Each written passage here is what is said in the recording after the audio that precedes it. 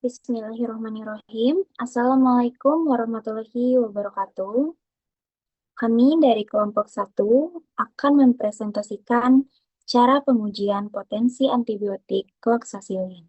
Sebelum kami memaparkan, izinkan kami terlebih dahulu untuk memperkenalkan diri kami masing-masing. Saya, Aura Zalianti Sageri, dengan NPM 10060324206. Selanjutnya ada rekan saya. Perkenalkan, nama saya Dafari Putra Priyadi dengan NPM 160324156. Perkenalkan, saya Fauzia dengan NPM 1006063241159. Perkenalkan, nama saya Erika Fatimah Zara dengan NPM 10060324162. Perkenalkan, saya Sela Selviana dengan NPM 10060324167. Perkenalkan, nama saya Arya Sanada Syuhada dengan NPM 160324168. Perkenalkan, nama saya Nabil Al-Musi dengan NPM 1006063241181. Perkenalkan, nama saya Yuska Karmela Faj dengan NPM 10060324188. Perkenalkan, saya Raina Kaya Amesti dengan NPM 10060324192. Perkenalkan, nama saya Sauzana Zahra Setiawan dengan NPM 10060324004. Perkenalkan, nama saya Karenina Miftahujana dengan NPM 1006030324193. Baik, selanjutnya izinkan kami untuk memaparkan materi terkait cara pengujian potensi antibiotik kloxasilin. Dan saya, Dafarai, akan menjelaskan tentang penetapan cara lempeng.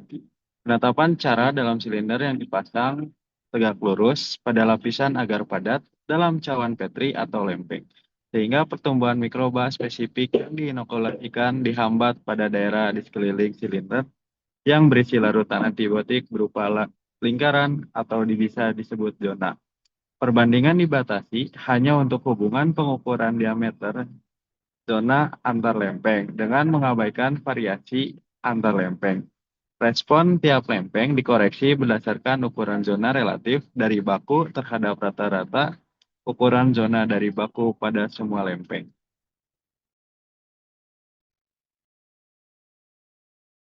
Saya Fauzia. Selanjutnya, pada metode lempeng silinder, terdapat pengendalian suhu. Digunakan peralatan yang terkualifikasi dan terkalibrasi untuk memperoleh rentang suhu seperti tertera pada tabel 3, yaitu 32-35 derajat Celcius.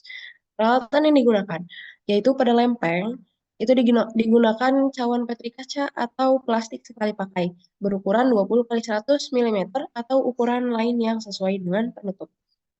Pada silinder digunakan alat silinder besi tahan karat atau porselen, diameter luar 8 kurang lebih 0,1 mm, diameter dalam 6 kurang lebih 0,1 mm, tingginya 10 kurang lebih 0,1 mm. Catatannya yaitu cuci silinder dengan seksama untuk membersihkan semua residu. Kadang-kadang diperlukan suatu asam, seperti asam nitrat 2N atau asam kromat seperti yang tertera pada pencucian peralatan kaca.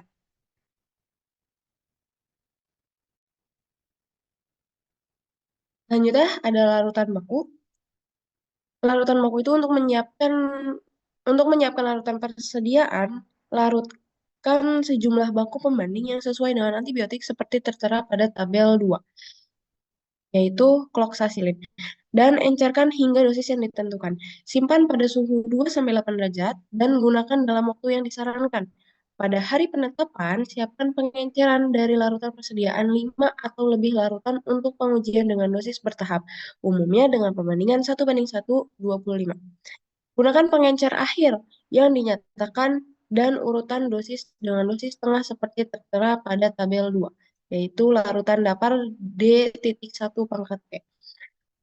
Larutan sampel. Tentukan perkiraan potensi per bobot atau volume sampel. Pada hari penetapan, siapkan larutan persediaan serta encerkan larutan sampel seperti setiap antibiotik dengan pengencer akhir yang sama seperti untuk baku pembanding seperti tertera pada tabel 2, yaitu tadi larutan dapar. Encerkan larutan persediaan sampel dengan pengencer akhir untuk mendapatkan dosis setara dengan dosis tengah larutan baku.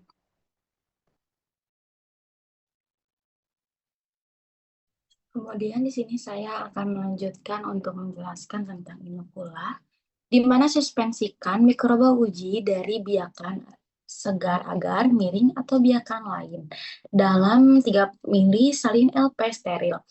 Butiran kaca dapat digunakan untuk memudahkan pembuatan suspensi. Sebarkan suspensi ke permukaan lapisan dari 2 atau lebih lempeng agar atau permukaan media agar dalam botol Roux, yang dimana menutupi seluruh permukaan, yang berisi 250 ml media seperti tertera pada di tabel 3.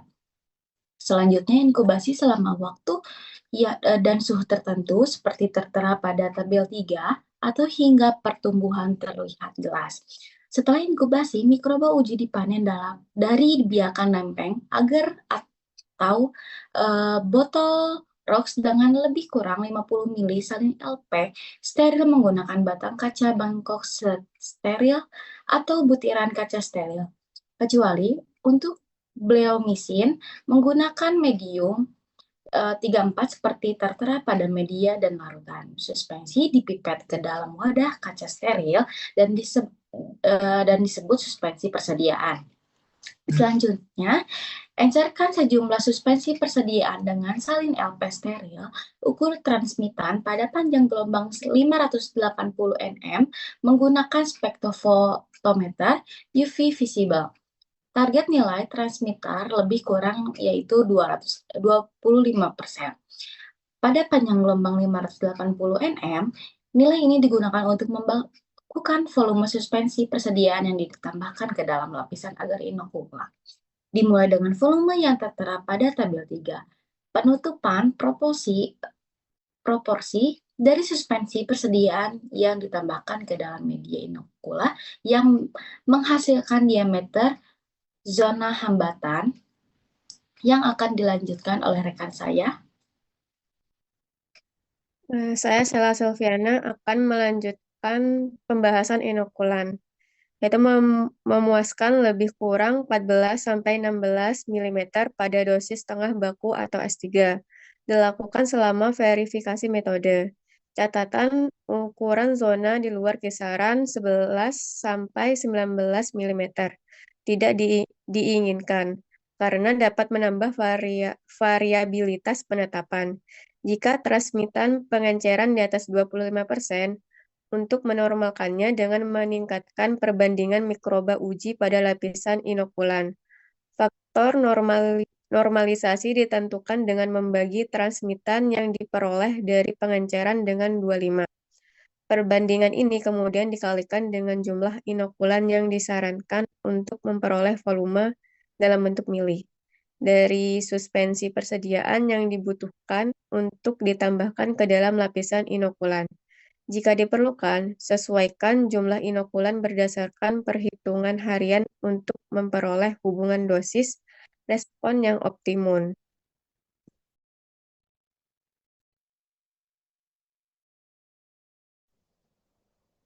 Selanjutnya, di sini saya akan memaparkan larutan persediaan dan enceran uji. Di sini kami menggunakan antibiotik cloxacillin.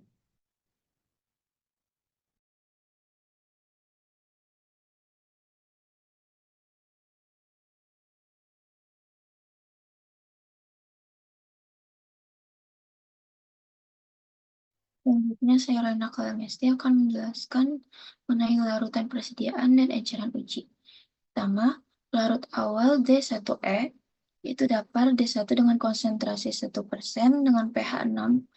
Dosis awalnya tidak ada dan dosis akhirnya yaitu 1 mg. Untuk batas waktu penggunaannya yaitu dalam waktu 7 hari. Selanjutnya, saya Rika Fatima Azahra akan menjelaskan tentang pengenceran akhir, yaitu ada dari dapar 2.1, Jenis pelarut atau pengenceran yang digunakan adalah 2. Dapar titik 1 kemungkinan merujuk pada jenis pelarut tertentu dan konsentrasi tertentu. Saya Yuska Karmila Faj. Dosis tengah S3 yaitu 5 mikrogram per mililiter. Nah, dosis yang digunakan untuk pengujian adalah 5 mikrogram. Hal tersebut menunjukkan bahwa untuk pengenceran cloxacillin, larutan dibuat dengan pengencer dapar D.1 dan setiap mililiter larutan uji mengandung 5 mikrogram cloxacillin.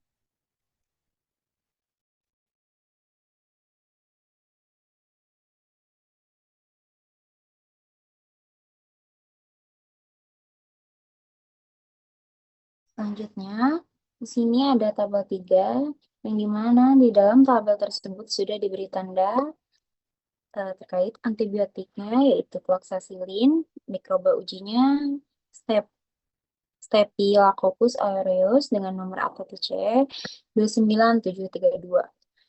Nah, kondisi inkubasinya tersebut, media B-nya itu menggunakan media 1, suhunya 32-35 derajat, waktunya 24 jam.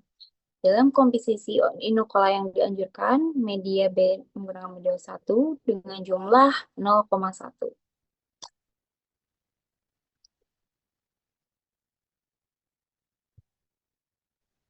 Selanjutnya akan dijelaskan dengan saya, media dan larutan.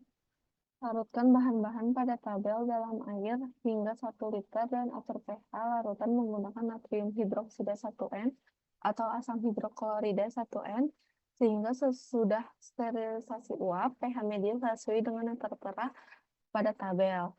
Nah, di sini media 1 itu terdapat komposisinya itu pepton P yang dimana huruf P ini menggambarkan tentang proanalisis yang memiliki uji keamunian yang tinggi berjumlah 6 gram yang isi pepton ini untuk sumber nitrogen dan asam amino serta digesti pankreatik kasein berjumlah 4 gram untuk protein hasil hidrolisis dari kasein untuk pertumbuhan bakteri.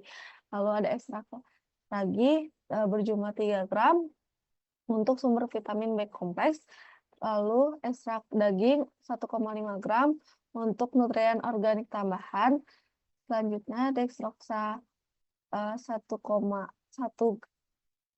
gram sebagai sumber energi bagi mikroba tersebut. Lalu ada agar 15 gram untuk sebagai agen pemadat media agar. Lalu ada air 1000 ml sebagai pelarut dan pH setelah sterilisasi 6,6 kurang lebih 0,1 yang dimana ini adalah kondisi pH optimal untuk aktivitas antibiotik. Lalu ada larutan, yang pertama itu dapar yang sudah tertera pada tabel sebelumnya. Yang kedua larutan preaksi, indikator, dan larutan. Yang ketiga air murni biasanya untuk larut. Yang keempat salin LP, dan yang kelima formaldehida dan air perbandingannya 1:3. Selanjutnya di sini terdapat tabel data pengamatan dapar. Pada antibiotik cloxacillin menggunakan dapar D1 yang berkonsentrasi yaitu 1% dan pH 6. Dapar atau yang disebut juga buffer ini merupakan salah satu larutan penyangga atau buffer yang digunakan untuk uji mikrobiologi. Jadi si dapar atau si buffer ini terbuat dari asam dan basa konjugat.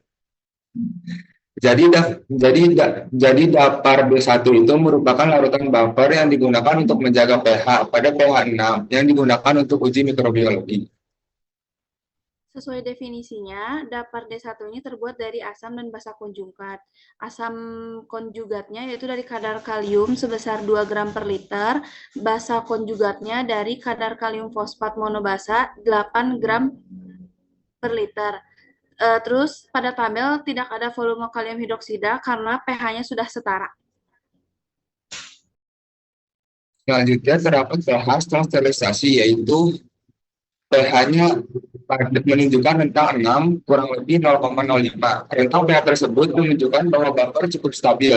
Maksud dari rentang 6,0 kurang lebih 0,05 ini Jadi si pH sterilisasi itu cukup stabil pada kondisi 5,95 sampai dengan 6,05. Baik, demikian pemaparan materi terkait cara pengujian potensi antibiotik kloxasilin. Izinkan kami untuk menutup presentasi kali ini. Sekian, terima kasih. Wassalamualaikum warahmatullahi wabarakatuh.